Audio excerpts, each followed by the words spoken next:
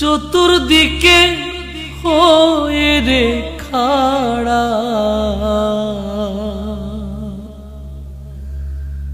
আমায় তোরা ক্ষমা করে দিস আমার বন্ধুরা, আল্লাহ বলে মাটি দিতে নিস।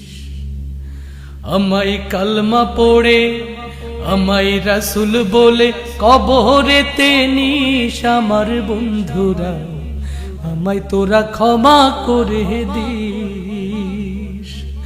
যেদিন আমি যাব মারা চতুর্দিকে হয়ে খাড়া, যেদিন আমি যাব মারা